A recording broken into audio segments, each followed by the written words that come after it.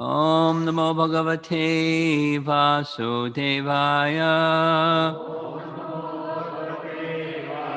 Om Namo Bhagavate Vasudevaya. Om Namo Bhagavate Vasudevaya.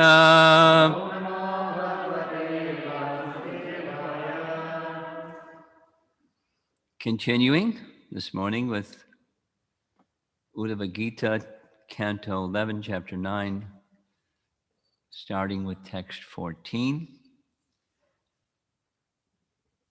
Most of you were with us yesterday, but just a little background.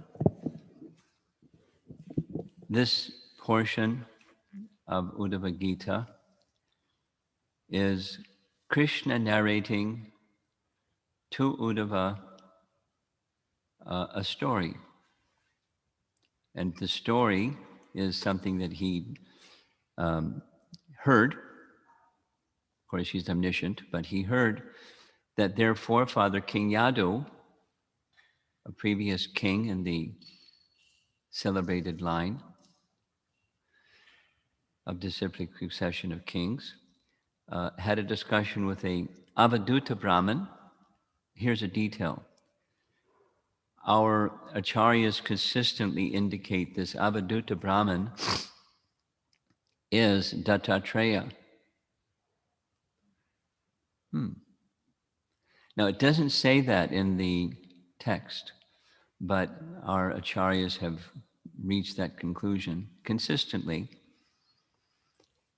making reference to Canto 2, Chapter 7, where a list of incarnations is presented, and the description of Dattatreya includes he gave transcendental teachings to Prahlad,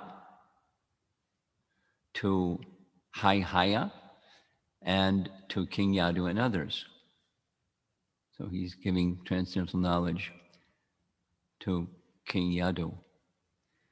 And the persons who he received his knowledge from are not the formal sense of gurus, like even a Shiksha guru, but just he learned lessons from different gurus.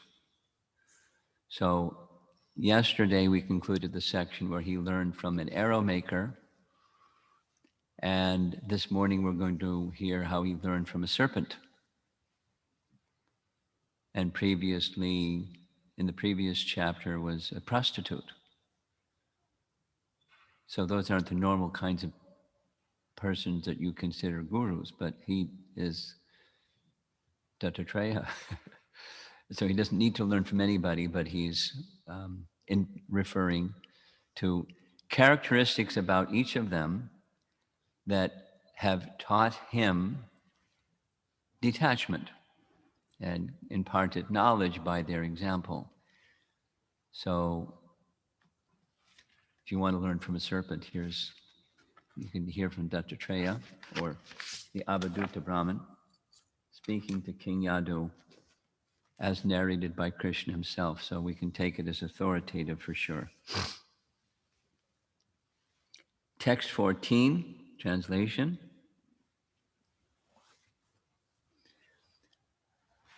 Ekachari, a saintly person should remain alone. If you're an Avaduta Brahmin, that's what you're supposed to do. If you're a Jnani Tyagi, that's what you're supposed to do. We learned from the young girl with the bracelets, you stay in the association of devotees, and that's staying alone. It's the same as what the Jnani does, what the devotee does, by keeping devotee association and hearing and discussing topics of Hari. That's staying alone. Even better than this type. A stately person should remain alone and constantly travel without any fixed residence. Being alert, he should remain secluded and should act in such a way that he is not recognized or noticed by others. Moving without companions, He should not speak more than required. And Bhaktisiddhanta has made his slightly different translation. A saintly person should wander about alone without any companion and without a fixed residence. Indeed, just to avoid bad association, he should be careful so that he will not even be recognized by others. While traveling here and there, he should avoid speaking more than what is absolutely necessary. And the BBT purport reads, 2 paragraphs. The previous narration concerning the shell bracelets of the young girl demonstrates that even saintly persons engaged in ordinary yoga processes should remain alone to avoid conflict or disturbance. In other words, persons engaged in ordinary yoga processes should not even associate with each other. This verse indirectly refers to the serpent, who, fearing attack from human beings, keeps himself secluded. From this example, we learn that a saintly person should not associate with ordinary materialistic people. He should avoid having a fixed residence and should wander unnoticed by others. Now, when we were reading about the young girl with the bracelets, she wasn't, a sadhu that's keeping herself renounced. She's a young girl about to be married, but same principle. So ashram specific, same principle. Our engagement in material existence is the cause of our unhappiness.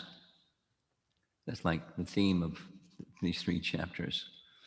Such engagement destroys the real purpose of our life, Krishna consciousness. Somehow or other, one must give up the deep-rooted attachment to material society, friendship, and love.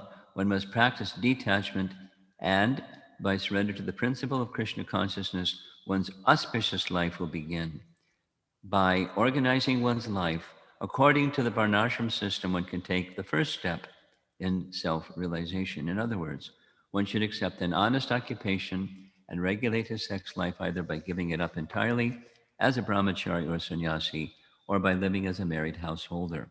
Without regulating one's occupation and personal life, there will be chaos, and it will be very difficult to make spiritual advancement. The attachments to material, society, friendship, and love are based on a long previous experience in the material world. They are great obstacles in the path of transcendental understanding, and if one maintains them, spiritual progress will be most difficult. Chaitanya Mahaprabhu taught by his example and precept what a devotee should do and should not do, and obedience to such principles brings one to the path of supreme perfection. Thus, one has to rise above ordinary social custom which directs the living entity toward useless sense gratification. And here is Bhaktisiddhanta's purport. The propensity for material enjoyment is the cause of the living entity's distress. Bhagavad Gita, right? Yehi samsparsha ja bhoga dukkha yonaya evate. So this is an expanded Bhagavad Gita. This propensity for material enjoyment also covers his actual purpose of life. So it brings distress and it covers the purpose of life. Instead of opposing the previously followed social etiquette, if one accepts it without attachment, then gradually he will achieve auspiciousness. When one follows the varnashram system, he takes the first step of self-realization. One should work honestly and control his propensity for sexual enjoyment, either by completely renouncing it as a brahmachari or sannyasi, or by accepting the concession offered to the householder. Without regulating one's life, everything will be performed whimsically, so that it will be impossible to make spiritual advancement. A person's attachment to society, friendship, and love is a great impediment on the path of spiritual elevation. If one maintains such attachments, progress will be very slow. You can see the disciples of Prabhupada followed very closely Bhaktisiddhanta's commentary in their own words, but Sri Chaitanya Mahaprabhu taught us by his personal example what a devotee should and should not do. It is simply obedience to these principles that will lead one to the perfection of life. There's no use in ways of mundane society which simply directs us toward the path of sense gratification.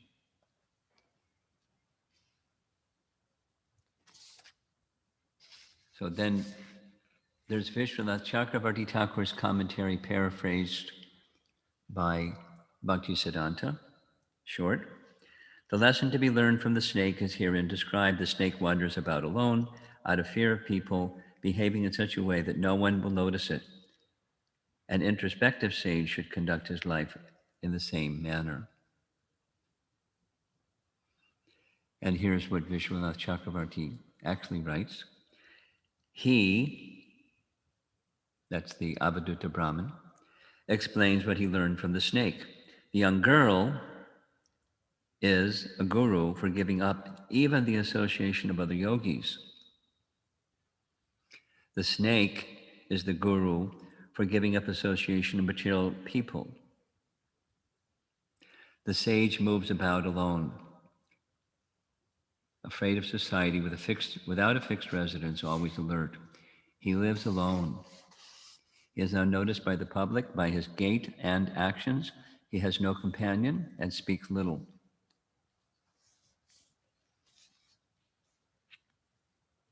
And finally, here's Jiva Goswami from his Krama Sandarbha. Krama Sandarbha, most of you know, is one of his writings, one of his several commentaries on Srimad Bhagavatam.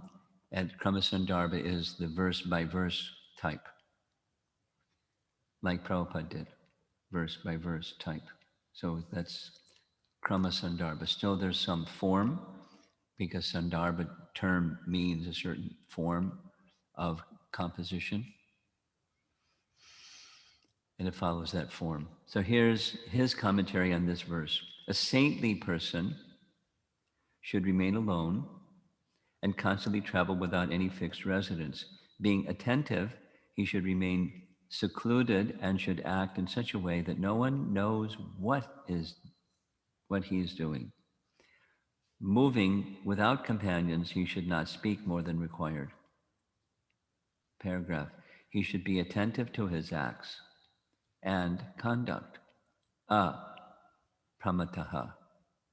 He should behave in such a way that no one knows what he is doing. Alakshmanaha.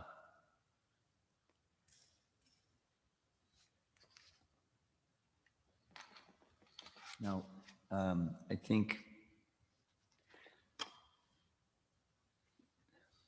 the Avadhuta Brahmin is speaking from his own position in society, which is not even within the Varnashram system. He's an Avadhuta. But he's renounced from association, female association, and for that matter, other association. Now, to renounce from other association, one of the things we learned from the Pingala section of the previous chapter is, at least the commentary says, some authorities say that Dattatreya, the Avadhuta Brahmana, took rest in the yard of the prostitute. And the prostitute lived in Videha or Mithila. And so that's a big city. So it's not, we should understand his moving alone doesn't mean he's always in the forest, although it doesn't mean he's not in the forest either.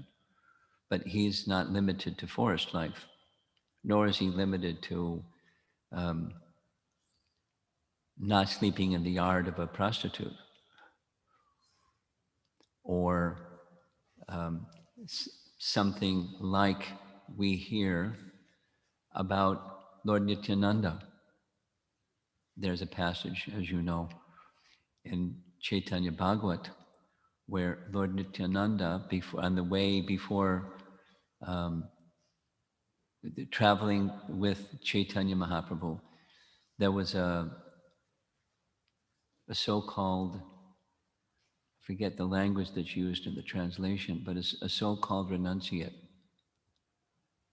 And when he saw, Lord Nityananda saw him, so he went to visit, and the so-called sannyasi had a girlfriend, and he wanted to engage him in nectar, and the nectar turned out to be alcohol.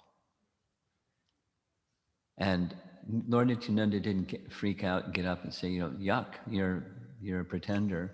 He wanted to deliver him. When Lord Chaitanya came to find Lord Nityananda, it was yuck. I'm jumping in the Ganges with my clothes on to purify myself from such unwholesome association. But Lord Nityananda wanted to deliver even the most fallen, even the so-called sannyasi renunciate, drinking alcohol and having a girlfriend.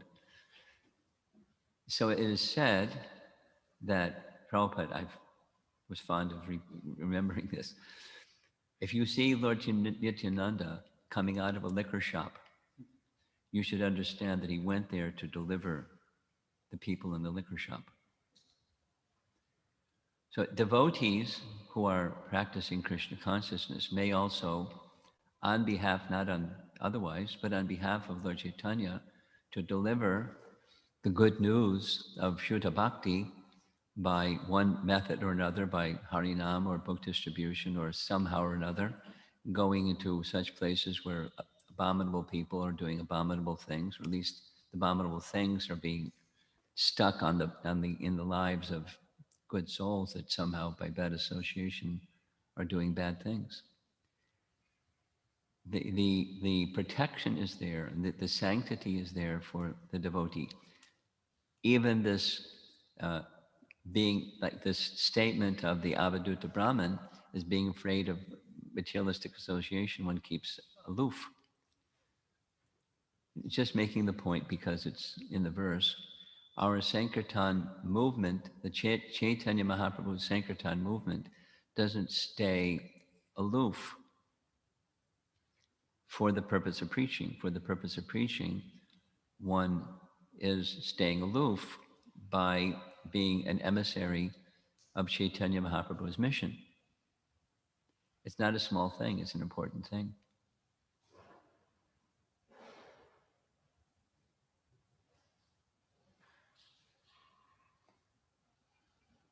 And our Sankirtan devotees, my mind is going to so many Sankirtan stories where devotees have gone into like, situations.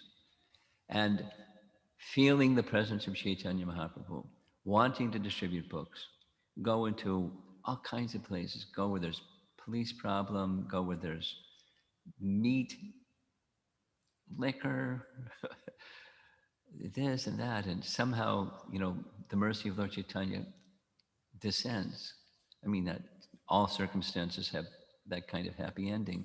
And it's not like we look for abominable situations to go to, but protection of Lord Chaitanya is there in the same manner as is being spoken by this Avadhuta Brahman, because that's his propensity. And he's not on Sankirtan. He's not an emissary of Chaitanya Mahaprabhu's mission. So he's being cautious in his way. But so supposing, here's one story.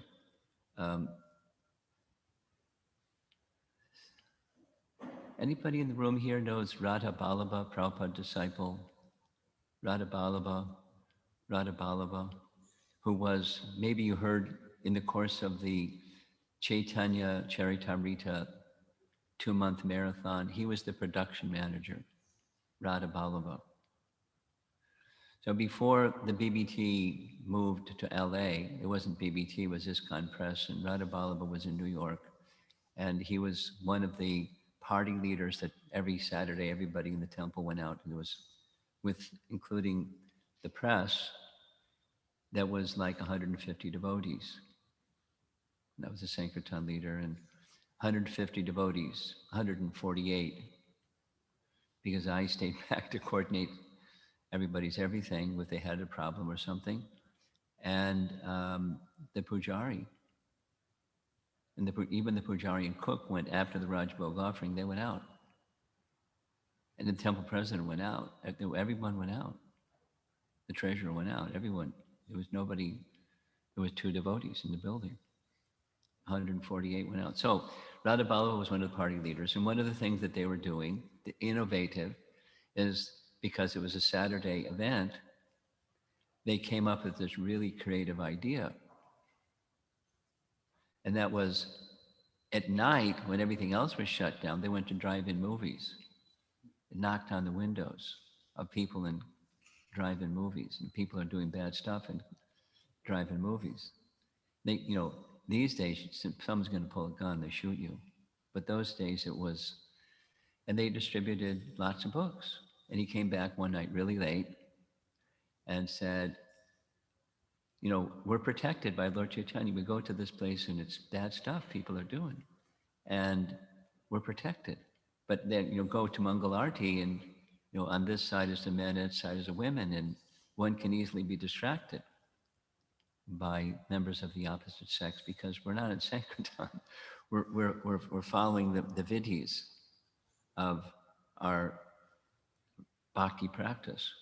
And when you're engaged in the reaching out to, as long as that's what's in the heart, now you can easily fall prey to Maya if you're not in that consciousness. But if you're in that consciousness, there's protection. Same protection is being described here by the Avadhuta Brahman. I just wanted to make it connected. Then another point, because in the commentaries there's mention of the Pingala story and mention of the young girl's story, young girl with the bangles. So one of the, with the bangles story, she had many bangles and she's thrashing or removing the chaff from the rice paddy.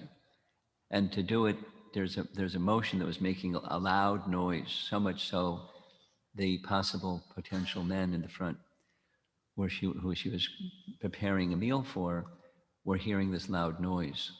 So she was embarrassed. So she removed all but 2 bangles and she continued. And even with 2 bangles, it was making noise. She removed all but 1 on each wrist. And the commentary says, when you have unwholesome association, if you need to speak, you can go outside, but it's distracting. If you have unwholesome association, then it's Kali Yuga. People are going to, even wasn't Kali Yuga then, people are going to quarrel. And even if it's 2 people, then there's going to be some disagreement and some dissension. So this was the stay alone. And the commentary says, for one who is a jnani, you have to stay alone. And if you're a devotee, you have association. But then there's this transition that we've all experienced. The transition, by that I mean exactly what's in this. There's former ways that we used to live our lives because we grew up in a society where you do stuff.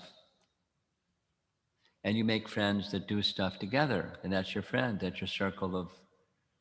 And then when you get a little older, like many of the persons start up Krishna consciousness once they have their education and the family and stuff, they've got all their social circle. And sometimes people are caught between the expectations of their social circle and their life of devotion and the association of devotees. I mean, there's probably nobody in the room that hasn't been through that one. I went through that one. I'm from college. And, when I became a devotee, it's like, what? What happened to you? You become a fanatic. What's wrong? Well, you're not fun anymore. And sometimes people would visit at the temple, and there I was, not fun anymore. And that was it. I didn't see them again or hear from them again. It was it. It was over. I mean, I wasn't saying, don't come and see me, but I wasn't reaching out to, hey, come on over and see me either.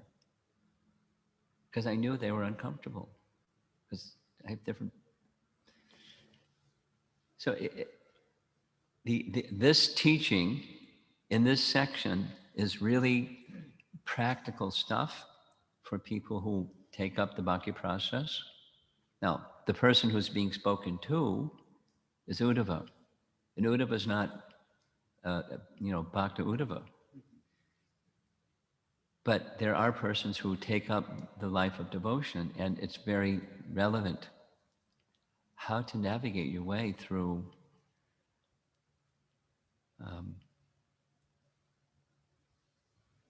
social expectations from others upon you, whether it's family members or friends or the companionship that you have been accustomed to for some period of time during your life, and like what happens to all of that.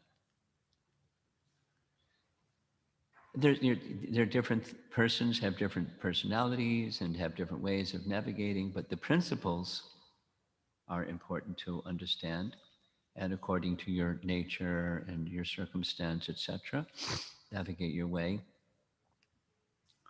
But summary, this whole section, 3 chapters, is knowledge and detachment that help clear obstacles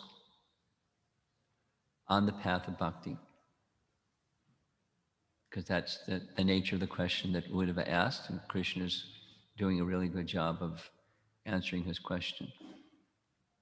How to diminish and remove the obstacles to know Krishna, because it's an obstacle to maintain attachment to materialistic tendencies, material association, material social norms. We're not recommended to become misfits and avadutas, but how to put those things in their proper place and perspective as we're moving towards an important goal, life's goal, to connect with Krishna, to know Krishna, to be with Krishna in all that we do. That's text 14. Here's something on the screen here. This is from yesterday. I didn't show this particular image, I don't think. One who is completely absorbed in loving devotional service to the absolute truth, Sri Krishna, no longer pays attention to material illusion. So there she is. Maya personified, not distracting Haridas Thakur, because he's fixed. And the image for today's verse, text 14, our engagement in material existence is the cause of our unhappiness. Without regulating one's occupation and personal life, there will be chaos, and it will be very difficult to make spiritual advancement.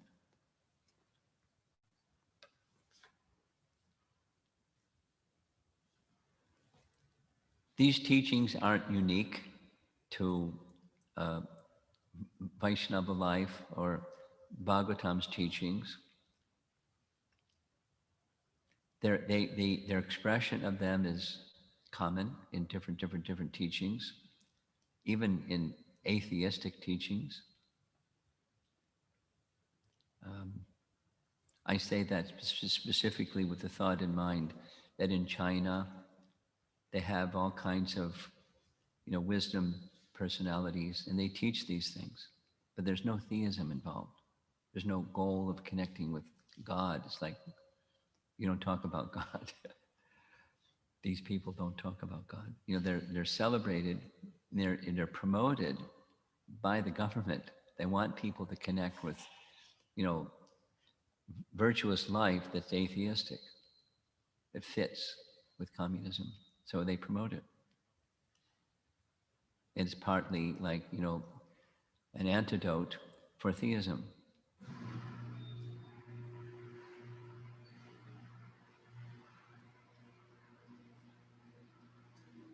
Shri Shri Radha Leela Madhava Ki Jai.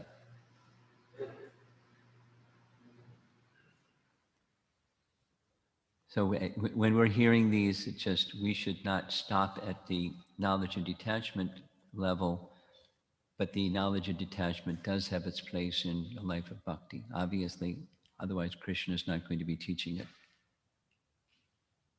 So it's implicit, if not explicit. See if there's some discussion.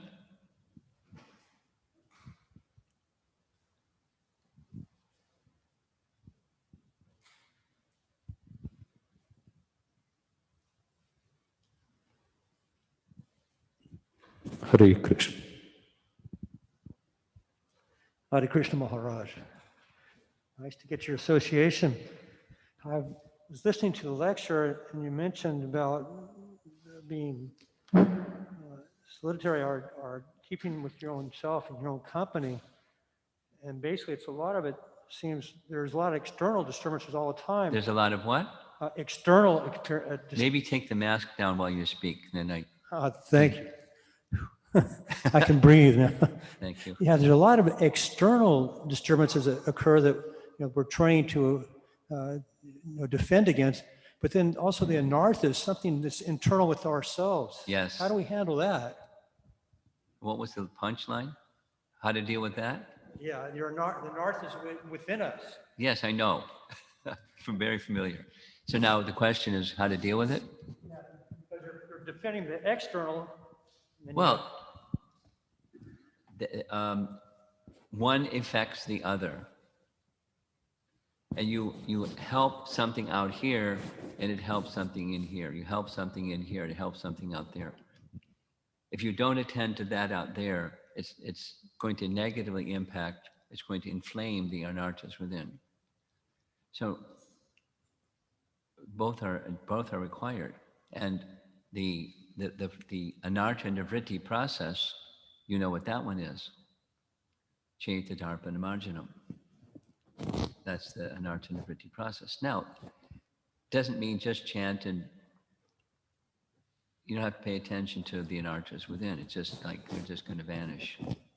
We should be aware of tendencies that are impure or offenses that are lead to the anarthas. We should be aware and we guard against offenses, but that can be internal, not just external. So there's the anartha nivritti process to deal with the impurities within. Or in the language of the Bhagavatam, that's in the language of chanting of the holy name, in the language of Bhagavatam, the abhadras vidhunoti, they're cleansed by hearing Harikatha or hearing Srimad Bhagavad Katha. Srinvata Srakata Krishna Punya Shravana Kirtana Ridyantaksto Yabhadrani Vidhunoti Saritsatam. So the combination of chanting and hearing transcendental topics of Krishna helps us to become aware of what those anarthas are. I mean, everyone's very familiar with this. Before we were devotees, we had no clue. When we became devotees, it's like, yuck, look at all that. So that's good to recognize the yuck and then continue with the cleansing process and, put something on the other side of the pan scale instead of the nature of offenses. You do the opposite because now you know what it leads to and where it comes from. So that's the short mini of the anartha nivritti process. Okay. So that's the fire, and then you have to manage the fire. Excellent. Thank you very much.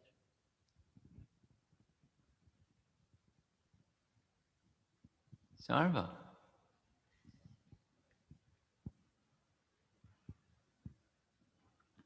It seems, Ask.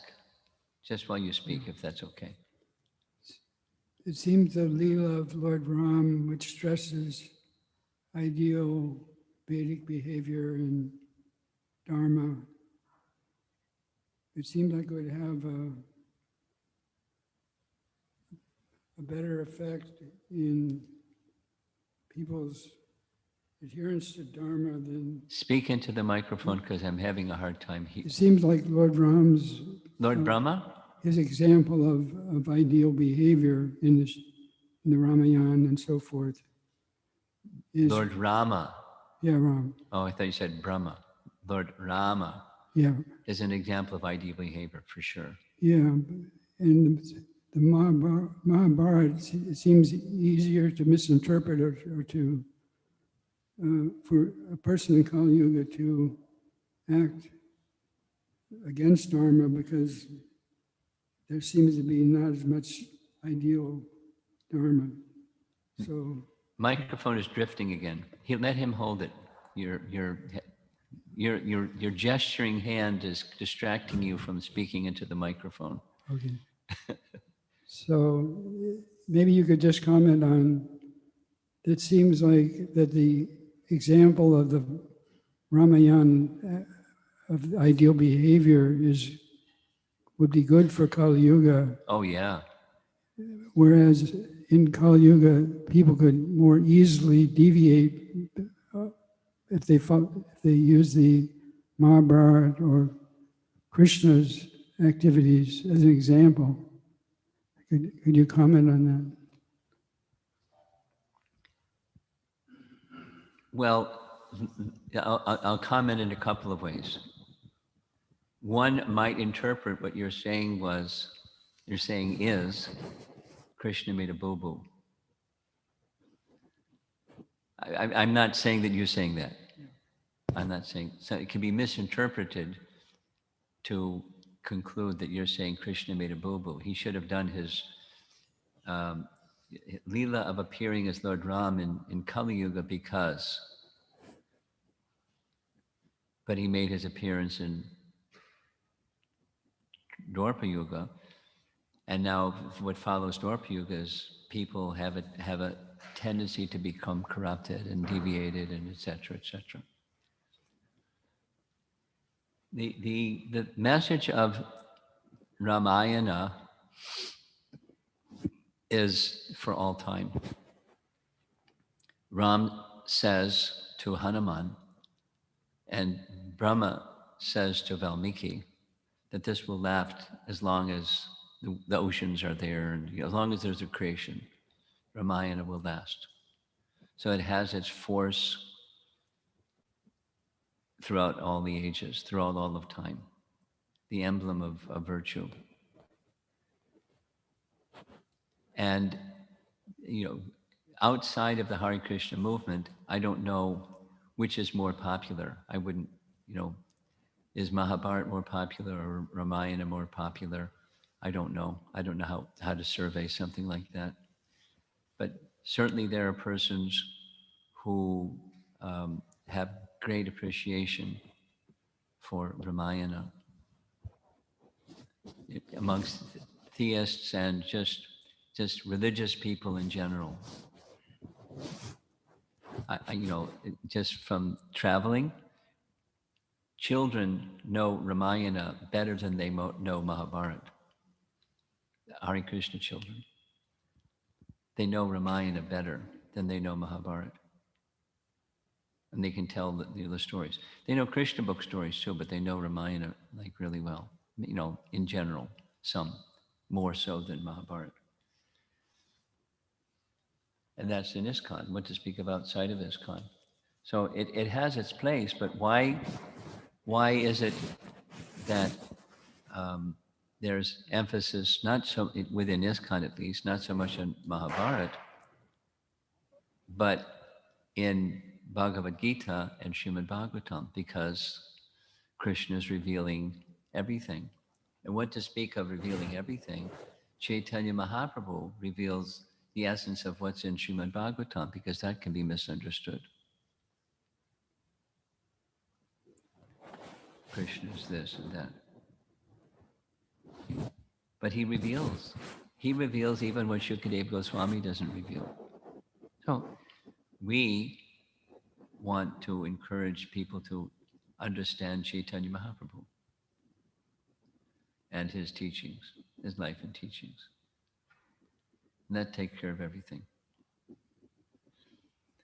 How many people are going to want to follow a life of virtue? How many people are going to want to know what the goal of life is? But we teach both. And towards what end? Not just be virtuous, because many people, I've had, just a little sharing, Sarva, I've had, explicitly in the past 3 weeks, several people, adults, say that one of their obstacles in bhakti life is doing things with the understanding that I'm going to get some punya points. And with those punya points, I'm going to prosper. And that's the training that I received from childhood. And I understand that's an obstacle. But so everything, the whole shebang can be an obstacle. Material existence, virtuous or otherwise. But Chaitanya Mahaprabhu doesn't look at virtuous or otherwise. He looks at drawing attention to Krishna. Therefore, our emphasis is most of all upon Lord Chaitanya and Lord Nityananda. Most people don't know Lord Chaitanya and Lord Nityananda. They know materialism or they know virtue. They don't know transcendence. And yes, materialism is abundant. Sense gratification and fruitive activities is, that's this middle planetary region, and especially in Kali Yuga, it's especially prominent. That's the field. And in comes Lord Chaitanya and his army, delivering transcendence in the midst of all of that. Therefore, the chanting of the holy name and Krishna Prasadam are two of our most important weapons.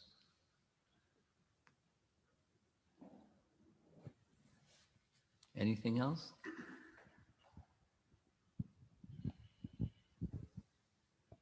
Hare Krishna Guru Maharaj. Thank you. Yeah, the word seclusion in this purport, where for a saintly devotee, we understand a saintly devotee, as you mentioned, fully represents Mahaprabhu, Nityananda, and his heart and mind is connected with the Lord. So he's protected every moment because he's fully dependent.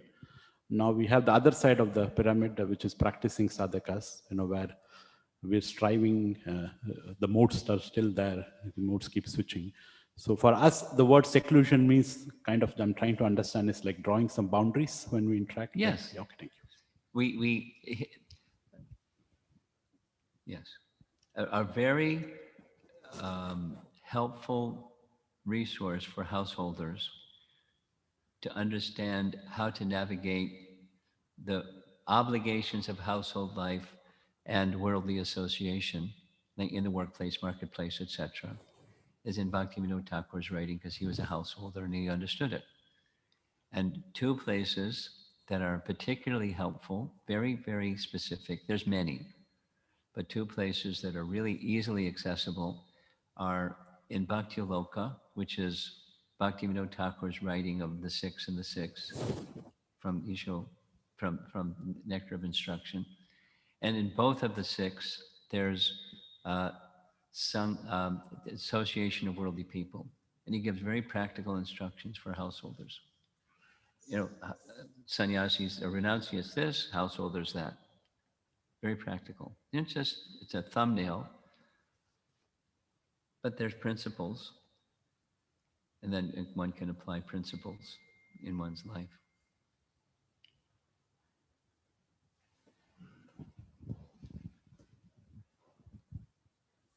Hare Krishna Maharaj. Thank you for the class. How can one guard against, I guess, what is the word I was looking for? Just kind of mechanical regulation when we're regulating our lives. And maybe at first there's some juice or something that's very nice, but then in time it seems like it just kind of becomes mechanical. How can one guard against that?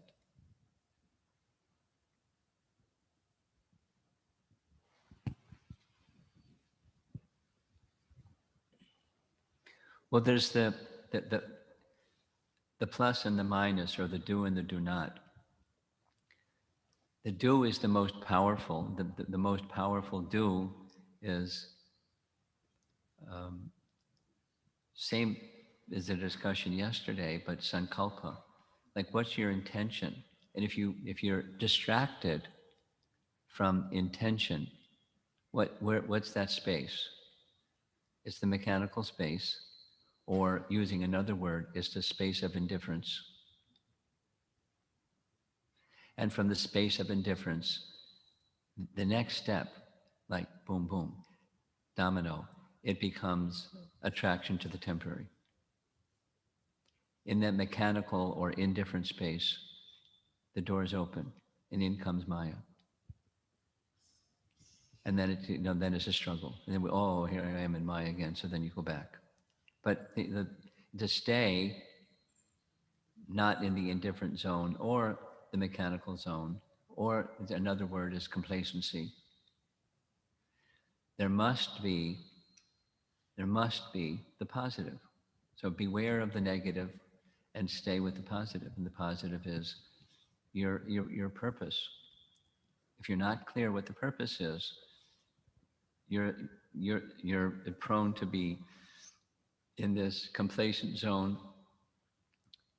mechanical zone, indifferent zone.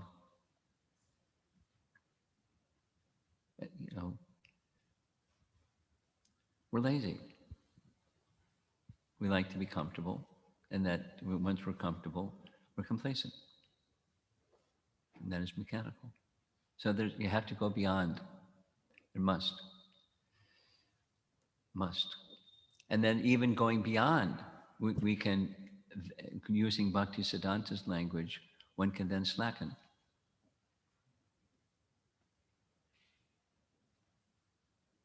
He speaks about that specifically in terms of initiation. After one gets really committed and takes shelter and receives mercy and gets initiation, and then submission slackens. So his word is submission. I'm using another word, but yes, it comes to the same thing. Your intention, your sankalpa. Why are you doing this? And if that bhakti muscle is not exercised on a regular basis, it'll become weak. So that's the protection.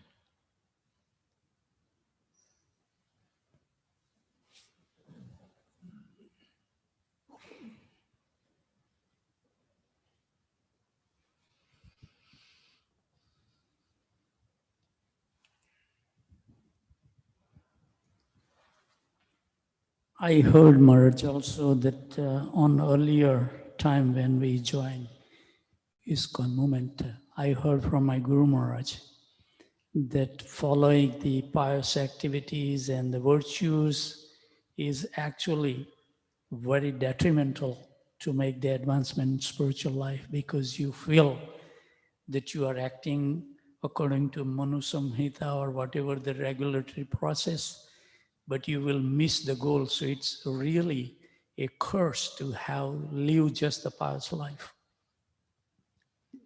To have real, what was the last word? Virtuous life? Pious life. Yeah. Pious life.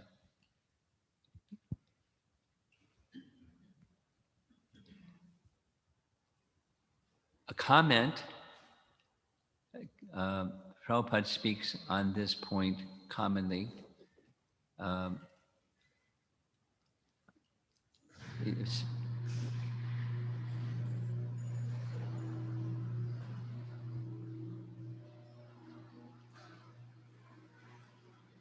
There are a few verses in Bhagavad Gita and a few verses in the Bhagavatam that Prabhupada spoke a lot about in different places.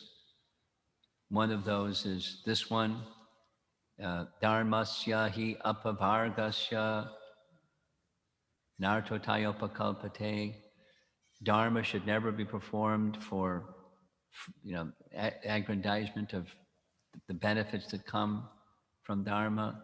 And if benefits do come from Dharma, they should never be utilized for material enjoyment, but they should be utilized in service to the Supreme Lord.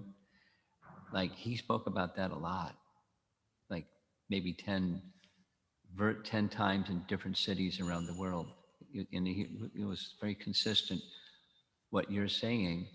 Then he would say, into the whole thing of, the Christians say, pray to God for our bread. And so that's good. But better than good is better than good, is you don't ask for anything. So the expectation of the fruits of piety is the problem. It's not the piety. The enjoying spirit is the problem, instead of offering to Krishna. And then invariably Prabhupada would go to the Apavarga. That's the purpose. Ultimate liberation, not just liberation, ultimate liberation. What's that?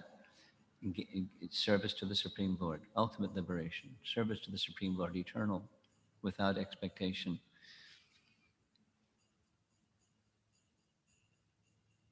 Okay. Let's see if there's something online. Our online folks feel neglected if we don't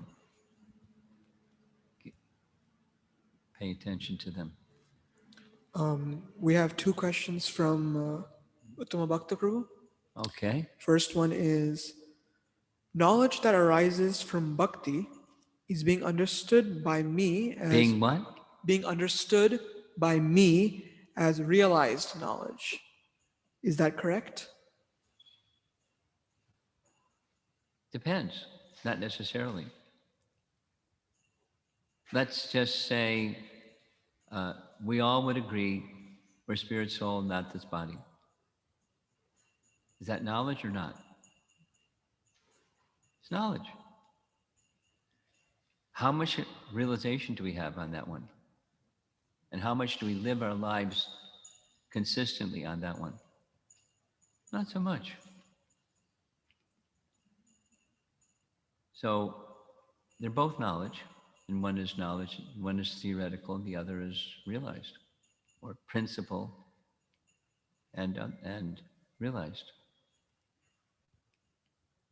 His second question is, if a householder really likes and loves Krishna, but at the same time also likes to associate with people of worldly mentality. Of which mentality? Worldly. Worldly mentality. I feel it will come out victorious based on the first principle. Is that a fair assessment? Well, the first principle will be impeded by the second one. When you throw a wet blanket over a fire, it doesn't burn very well. Or just sprinkle water onto a fire, it doesn't burn very well. So it'll diminish the impact of the first one. Now, if you want to modify that and say it'll turn out well, the slackening of the appreciation of worldly enjoyment, if it can move to the position of I am, Lord Chaitanya's messenger. My existence is, as a servant of Chaitanya Mahaprabhu, my existence is to bring people to Lord Chaitanya or bring people to Krishna. And if that's your consciousness, it's not enjoying the company of worldly people, but it's being a mission representative of Lord Chaitanya to bring remembrance of Krishna to these people. Now, that can or it can take the shape in different ways according to different individuals. But that consciousness must be there for it to turn out as Uttama Bhakta is indicating. Next. Question from Archana Vaidya. She asks, can you kindly elaborate on the line in the last slide about regulating one's occupation and personal life? I am seeking a better understanding of this point.